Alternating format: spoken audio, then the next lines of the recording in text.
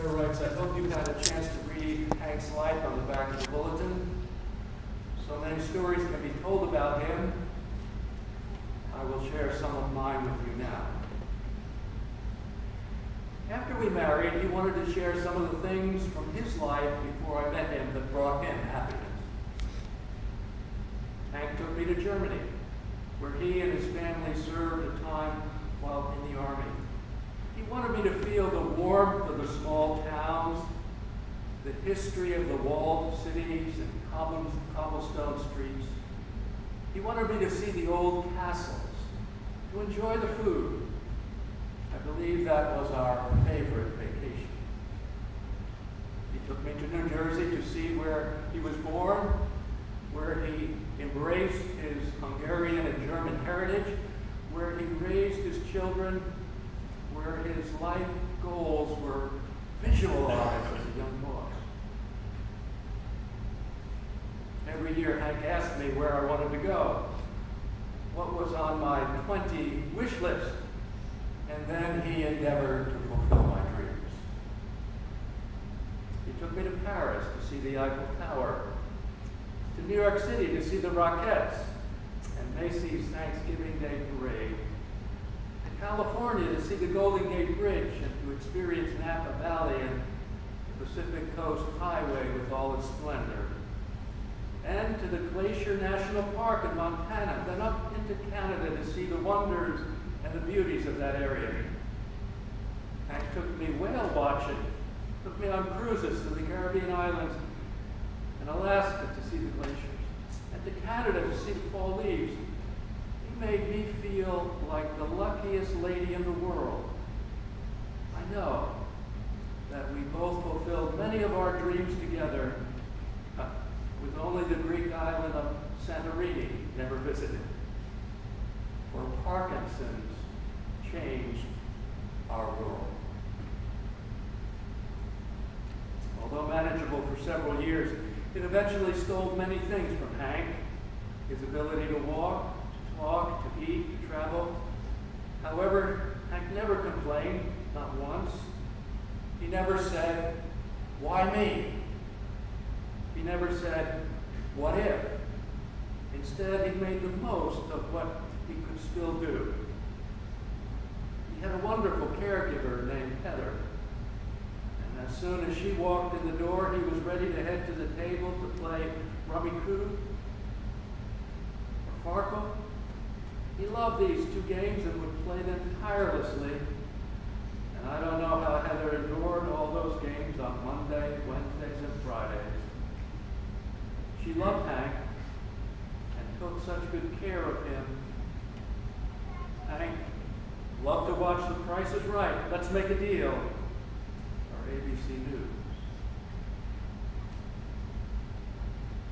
He loved to eat, offering prayer at every meal that ended in, "And bless my darling,"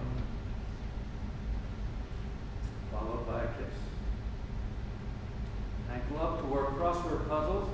He loved to go to the movies on Tuesdays and was always interested in which ones were nominated for an Academy Award. He loved what he called his living room church, watching Dr. David Jeremiah each Sunday morning at 10. He loved me as I truly loved him. But his world became smaller and smaller, but he always embraced what he had each day. Hank loved everything Disney. He especially loved Pinocchio. We have a huge picture of him in our home, complete with Jiminy Cricket, the Good Fairy, Pedo, Honest John, and other characters from that movie. Hank once delivered a sermon called "The Gospel According to Pinocchio."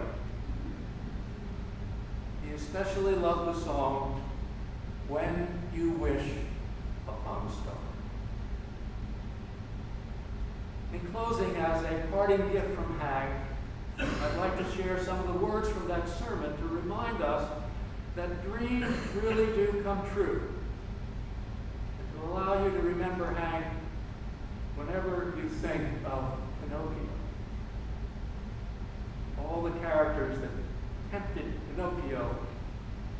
influences in our lives which try to lure us away from right living. Pinocchio's story is the story of each of us. So as I read from this sermon of Hank's, why don't you just close your eyes and visualize Hank speaking these words to you.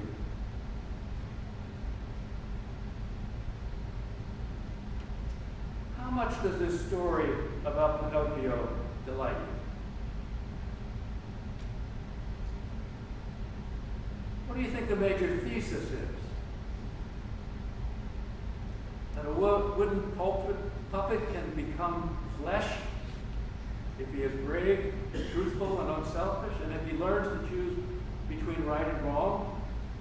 Could that happen? Of course not, he may say. Pinocchio represents us, each one of us, trying to figure out how the world works, what is good and what is evil, where we are supposed to be going. The blue fairy is the divine influence. Jiminy Cricket is our conscience, the power that tries to lead us in the right direction so that we can fulfill our potential. I think it's an interesting coincidence that Jiminy Cricket's initials are JC. All the characters that tempt Pinocchio are the influences in our own lives. Pinocchio's story is the story of each of us. Listen to the promise that is in the scriptures, John 1:3-2. We are now God's children, but it's not yet clear what we shall be. But we know that when Christ appears, we shall be like him, because we shall see him as he really is.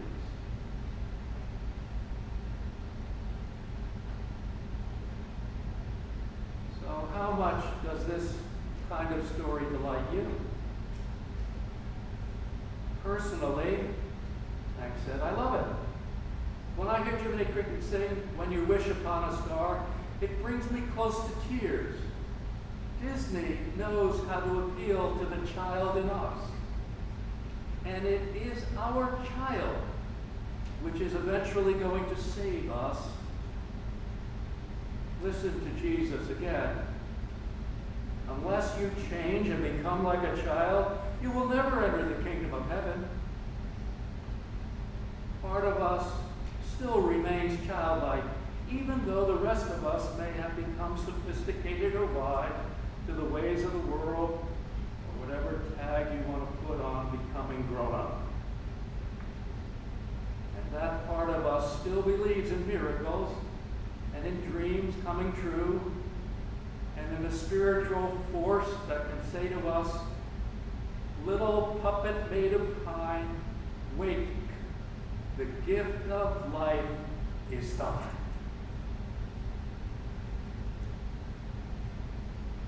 We must recapture that wonder and say, "Oh yes, Lord, I believe you can make my dreams come true. That I can be like you. That the world can be a place of peace and love like your kingdom. And that my fear and sorrow and emptiness can really be swallowed up in your glory and in your light." It is true. When you wish upon a star, the star of Bethlehem, the star of Christ, the bright and beautiful morning star, your dreams do come true. It's not sentimental nonsense. It's the promise of God. Peace, joy, love, and always have hope.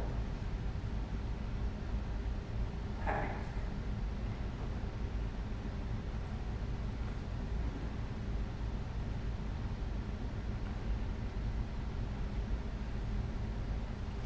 Thank you, Sarah, for the privilege of being able to read that.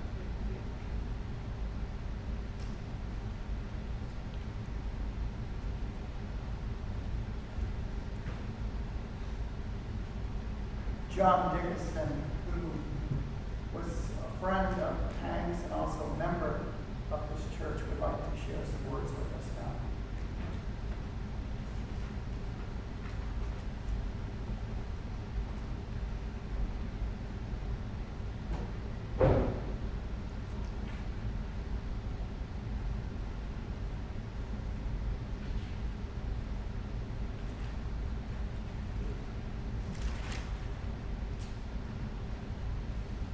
When I learned about Hank's, excuse me for my voice, I think I'm coming down with a cold. When I learned about Hank's passing Wednesday night, Pat Boyer from the Lake Park Church let me know. I spent the next 3 days thinking about, should I speak or shouldn't I speak? And the spirit of my father told me I needed to speak. When I moved to Boynton in the mid-90s, I was raised all congregational, and I went to the Congregational Church. Hank was a pastor, and I was just a member of the church, no special thing. And my dad came down from his retirement village in Tennessee to visit. For those in the UCC, Uplands in Tennessee is a Christian retirement village filled with missionaries and pastors. And the thing with Bill Point was you stand up and you introduce your guest. And I introduced him as William Dickinson. Hank came to the pulpit and said, John, quote, John left off a lot of information. That is the Reverend William Archibald Dickinson, Jr. And he was my boss in the Army. My father, from 62 to 79, was Associate Minister of Life Leadership in the church corporate headquarters at UCC, and he was the signature on all military chaplains from the United Church of Christ. And if he put his signature, that chaplain was out of the Army, or the Navy, or the Marines, or the Air Force. He was Hank's boss. Something changed that day. Hank no longer was my pastor, but he was my big brother / pastor. We had, there was a special connection. And he and I interacted so much positively. I started working in that church. Anytime he needed something, I was there.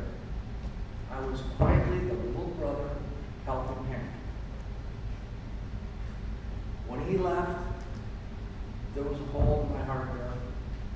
And I moved on, went through a divorce, moved up to North Palm Beach. And I was there for a while, and I was looking for a place to buy. And somebody said, go down to Lake Park, there's a house you want to look at. And I drove down Park Avenue, Lake Park, and there was this little church. It looked like a Church of Christ. And then I saw the United Church of Christ. And then at the bottom it said, Hank Ackerman? I said, I found Hank. When he left Boynton, I'm trying to figure out where he went. Something like Lake this or Lake that. And the only towns I could find were up north of Orlando. There was no way I was going to leave Palm Beach County to find Hank in Orlando area. So I found Hank. And I started attending, and as Sarah just said out here, you just walked in. It was like the connection between Hank and I was back in sync. And I became very active of the Lake Park Church, and they needed somebody to lead the singing because they had no choir. And I ended up for a few years with Hank reading, doing the lay minister stuff, leading the singing. And then I became hired as a secretary, and he and I worked together doing everything. And he was a big brother to me, not just a pastor. And when my dad died, my dad and he were both pastoral counselors belonging to the national organization. He gave me the newsletter with my dad's obituary. He could have thrown it in the trash. But he didn't. He gave it to me. He was there for me, and I was there for him. When Hank finally retired, and it was sad because, as Sarah said, the Parkinson's disease was making it hard for him to walk and go up the little steps. And he had a fabulous, fabulous partner in Sarah.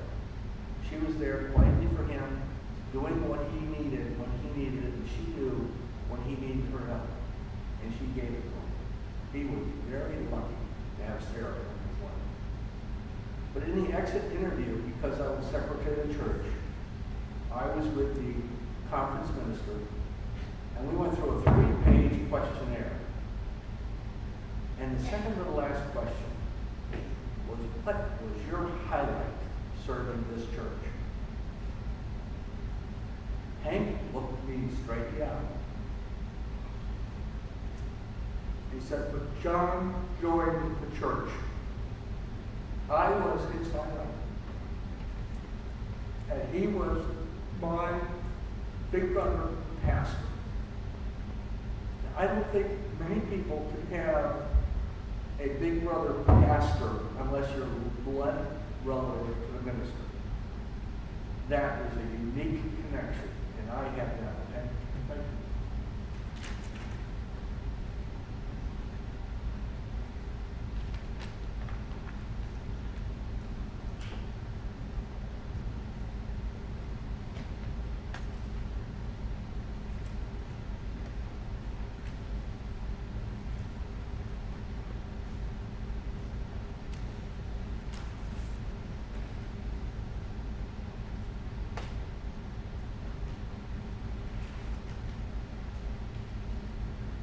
Our Lord Jesus comforts us with these words from the Gospel of John chapter 14.